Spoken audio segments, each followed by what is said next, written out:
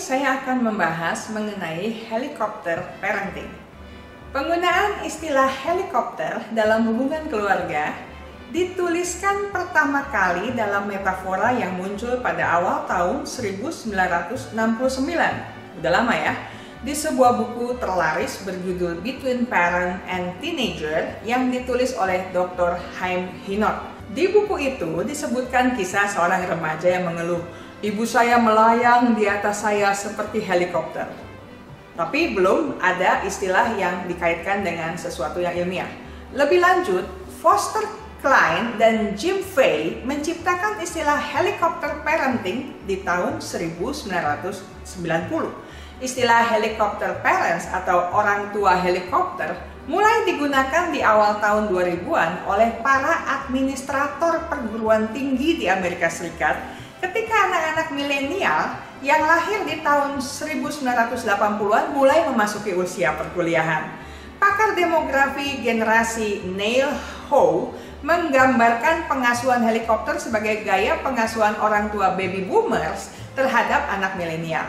Orang tua helikopter dinamai demikian karena seperti helikopter, mereka terbang di atas kepala, mengawasi setiap aspek kehidupan anak secara konstan, termasuk mereka masih membangunkan anak-anak untuk berangkat kuliah, atau mungkin mengajukan keluhan kepada para dosen tentang nilai anak-anak mereka. Bahkan ketika anak baru mulai karir, mereka bisa saja mencoba menegosiasikan gaji dengan calon atasan anak-anak mereka.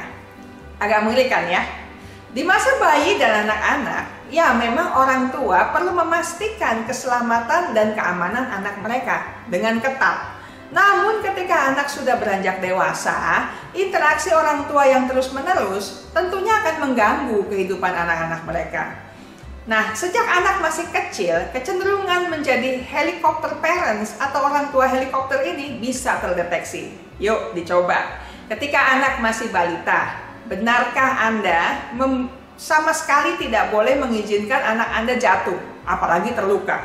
Gak boleh lecet, gak boleh kepleset. Anak-anak juga tidak dibolehkan bermain sendirian. Dan orang tua harus terus-menerus berjaga-jaga di sekitar anak itu, atau paling tidak pembantunya matanya tidak boleh melihat kemana-mana, hanya boleh kepada anak itu. Lalu orang tua juga ketika anak mulai sekolah akan terus-menerus meminta laporan perkembangan kepada guru prasekolah anaknya. Pokoknya waskat, pengawasan melekat. Di usia SD juga sama. Orang tua akan berbicara kepada pengurus sekolah untuk memastikan bahwa anak mereka itu diajar oleh guru tertentu karena orang tua menganggap itu guru terbaik.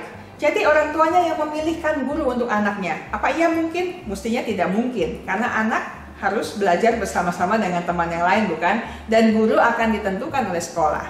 Tapi begitulah orang tua helikopter.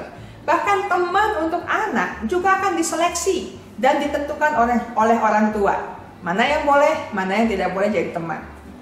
Jika ada PR atau proyek sekolah, si orang tua helikopter ini bisa jadi yang menyelesaikannya. Mereka tidak izinkan anaknya memecahkan masalah sendiri. Udah, sini mama yang kerjakan. Ya, itu nanti soal itu tenang, kamu main-main aja, nanti papa yang selesaikan proyek kamu. Anak juga akan didaftarkan dalam kegiatan tanpa mempertimbangkan masukan mereka. Ketika anak beranjak remaja, orang tua helikopter ini tetap terlibat dalam pekerjaan akademik dan kegiatan ekstrakurikuler anaknya untuk melindungi anak dari kekecewaan atau kegagalan. Jika anak mendapat nilai buruk, segera orang tua akan menghubungi guru si anak untuk tanya, kenapa anak saya dapat nilai buruk? Dia kan udah belajar, mestinya kan dia dapat nilai bagus. Bahkan sangat mungkin pandangan guru juga disanggah. Orang tua seperti ini juga akan sangat mengintervensi ketidaksepakatan dengan teman anak. Bisa-bisa ketika anak berkonflik dengan temannya, bapaknya datang ke sekolah. Mana anak itu? Lalu dimarahilah anak yang jadi musuhnya si anaknya sendiri. Nah, kalau sudah bekerja, ya siap-siaplah. Rekan kerja atau bos mereka juga akan diintervensi oleh si orang tua. Bisa-bisa nih orang tua datang ke kantor untuk cari mana si rekan kerja yang mana yang mengganggu anaknya dalam bekerja. Apa penyebabnya?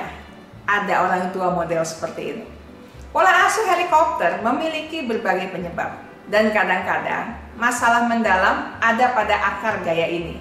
Penyebab utamanya terutama pada si orang tua. Pertama, Orang tua seperti itu tidak sanggup melihat anak-anak mereka gagal, kecewa, atau hancur di masa depan. Mereka ingin anak-anak mereka berbahagia dan menghasilkan yang terbaik, tapi tidak perlu kerja keras atau bersusah payah untuk menempuh jalan-jalan yang sukar. Saya dulu waktu hidup udah susah, anak-anak saya nggak boleh susah lagi dong. Itu biasanya prinsip mereka. Tapi ternyata prinsip seperti itu mencelakakan. Kedua, mereka pun tidak sanggup melihat anak-anak mereka jadi dewasa. Karena itu pemanjaan demi pemanjaan akan terjadi. Anak-anak jadi tidak akan pernah dewasa secara mental. Ketiga, mereka pun kerap kali menempatkan identitas mereka pada si anak. Keberhasilan dan prestasi anak dianggap sebagai keberhasilan mereka juga. Misalnya nih, orang tua helikopter itu yang akan nomor satu menaruh hasil prestasi anaknya di media sosial mereka. Bukan berarti orang tua yang menaruh prestasi anaknya di media sosial adalah orang tua helikopter. Mesti dilihat juga apa yang mereka lakukan selama proses belajar tersebut, bukan? Keempat, orang tua helikopter akan melakukan tindakan overkompensasi. Mereka dulu mungkin tidak merasa dicintai. Mereka mungkin tidak dilindungi oleh orang tua mereka. Karena itu mereka bersumpah bahwa anak-anak mereka tidak akan pernah merasakan yang seperti itu. Ya, bahwa anak-anak harus dilindungi, dicintai tentu benar. Tetapi kalau terlalu dilindungi, terlalu dicintai itu juga berbahaya. Kelima, bisa jadi gaya pengasuhan ini terjadi karena tekanan kelompok. Rupanya si orang tua salah bergaul dengan teman-teman orang tua yang modelnya begitu semua. Semuanya jadi helikopter kepada anak-anaknya. Bahkan kalau saya perhatikan zaman sekarang tidak lagi helikopter agak jauh. Seperti drone, mepet begitu, terus diikuti. Dan kalau mereka mau pakai gaya yang lain rasanya aneh, rasanya kikuk. Kalau melakukannya juga, karena takut dianggap berbeda, takut diomongin juga. Apa dampaknya? Orang tua yang terlalu terlibat dalam kehidupan anaknya ternyata menikmati kebahagiaan dan merasa hidup mereka lebih bermakna karena merasa mereka sangat berperan dalam kehidupan anaknya. Tapi sikap terlalu protektif seperti ini, terlalu mengontrol begini, ternyata menyebabkan masalah kesehatan mental jangka panjang untuk anak-anak mereka. Anak-anak menjadi sangat tergantung pada uang, waktu, dan nasihat orang tua hingga masa dewasa. Mereka jadi merasa rendah diri, tidak percaya diri, harga diri mereka juga buruk.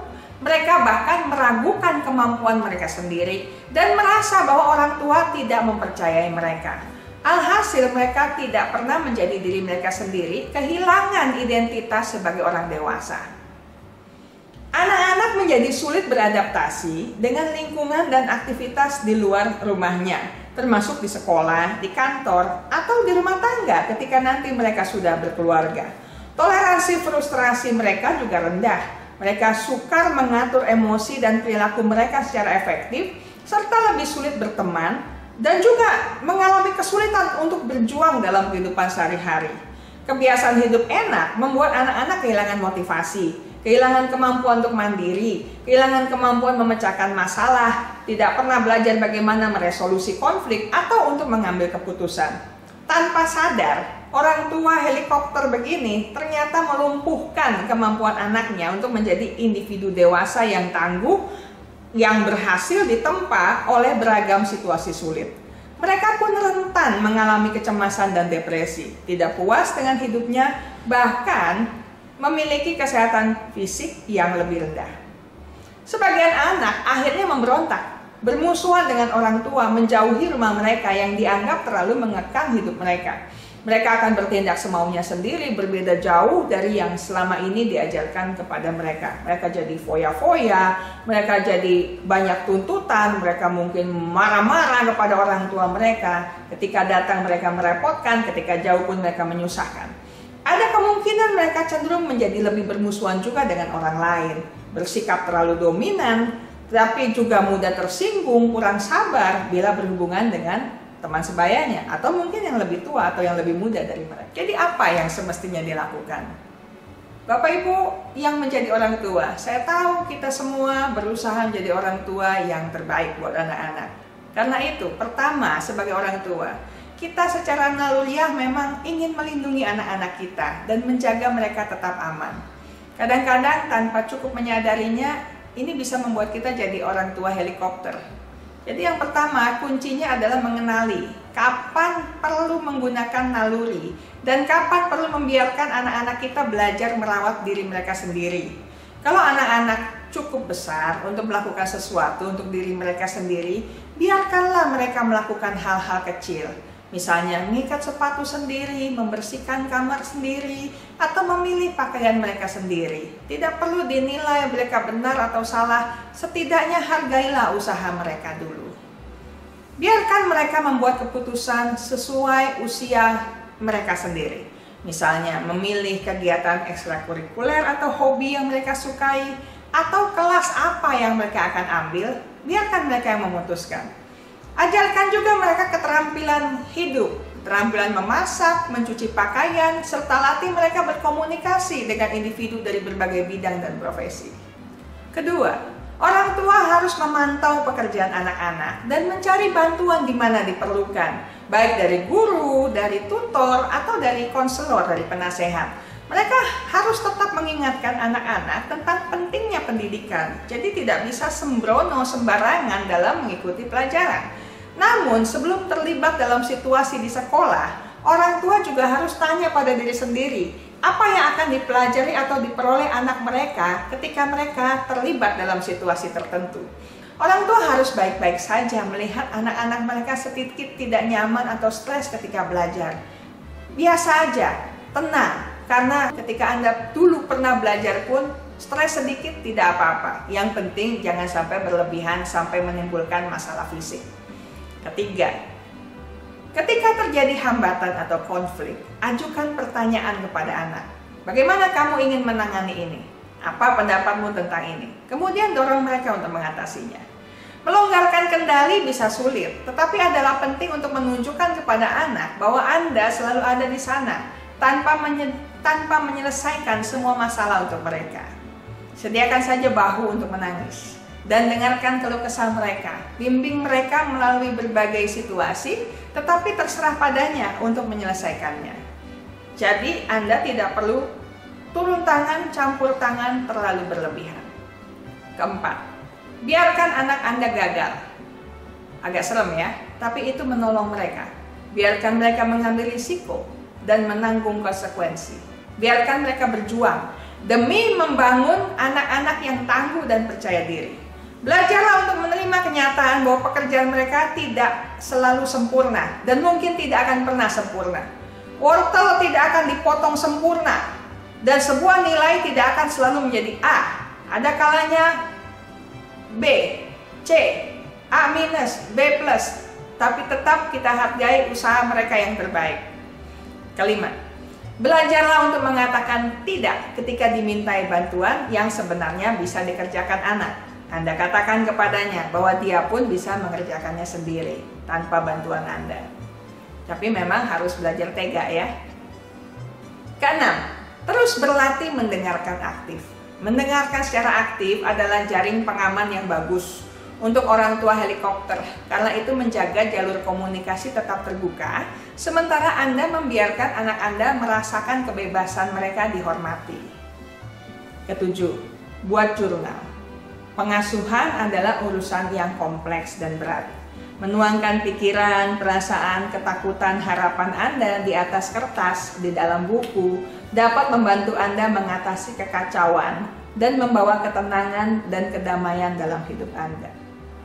Kedelapan, ambil kembali waktu Anda, khususnya me time, waktu pribadi Anda.